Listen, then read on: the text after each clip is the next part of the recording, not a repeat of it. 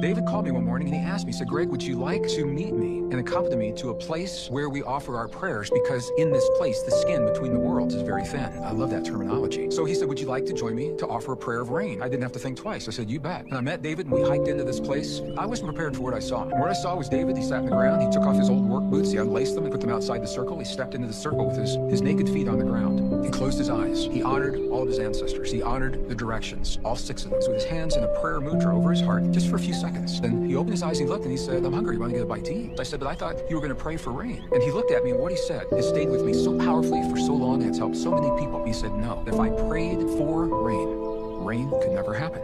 He said, because the moment I pray for rain, I have just told the universe that rain does not exist here. And I said, well, if you didn't pray for rain, what did you just do? And he said, when I closed my eyes, I felt the feeling of what it feels like when it rains in my Pueblo village. To stand with my naked feet in the mud, and the mud is there because there's been so much rain. I smelled what the rain smells like when it rolls off the earthen walls. To walk through the corn that's this high against my naked chest, and it's this high because there's been so much rain to grow the corn. And then I give thanks of gratitude and appreciation for the rain that has already happened. He's brought together so many of the concepts. He's acknowledging that there's a field out there, number one, that he's communicating with that field. He's acknowledging that the feeling is the language that the field recognizes. It's not so much about the words. The words can be spoken. However, if the words are spoken, the goal is to create the feeling. And he's acknowledging that he has the potential as a human in the presence of this field to reach inside the field, the realm of all things that are possible, and isolate the possibility of his choice and collapse that potential into something real in our world. He's doing it through a very sophisticated internal technology